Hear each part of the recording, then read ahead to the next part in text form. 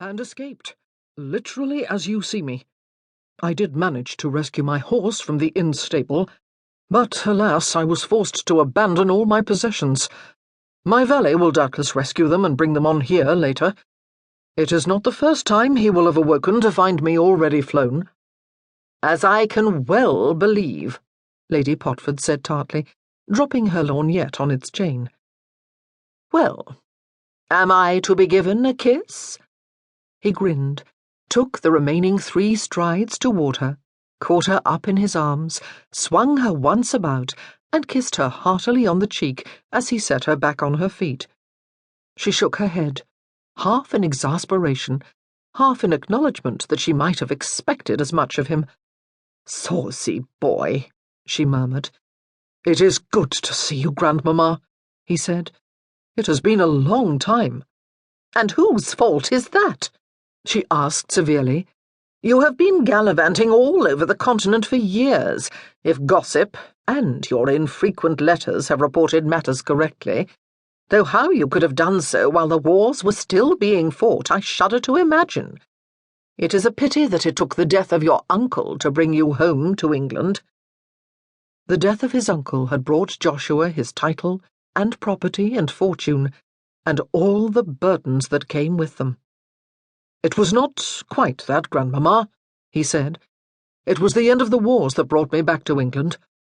With Napoleon Bonaparte imprisoned on Elba, and Englishmen free to roam about Europe at will again, there was no more fun to be had from dodging danger." "Well, no matter," she said, shaking her head again. "You are home now, whatever the reason, or almost home at least. It is as it ought to be." "I have no intention of going to Penhallow, if that is what you have in mind," he told her. "There are too many other places to go, and other experiences to be lived." "Oh, do sit down, Joshua.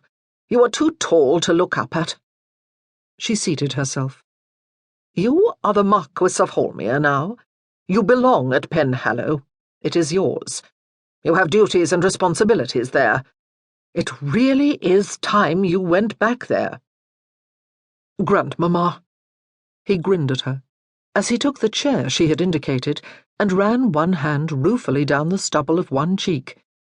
"If you intend to preach duty at me for the next week, I shall have to ride off into the sunset in search of another scrape to get into." "You doubtless would not have to look far," she said. "Scrapes seem to come riding in search of you, Joshua. Your eyes are bloodshot. I suppose you did not sleep last night.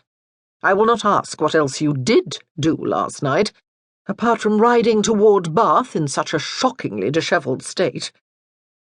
He yawned until his jaws cracked, a most unmannerly thing to do in a lady's presence, and at the same moment his stomach rumbled quite audibly. "You look an absolute mess, Joshua," his grandmother observed bluntly. "When did you last eat?" "Some time last evening," he admitted rather sheepishly. "I was forced to abandon my purse too, you see." He had been forced to make a few intricate and time-consuming detours about toll gates on his way. "It must have been a large spot of bother indeed," she said, getting to her feet and pulling on the bell-rope beside the hearth.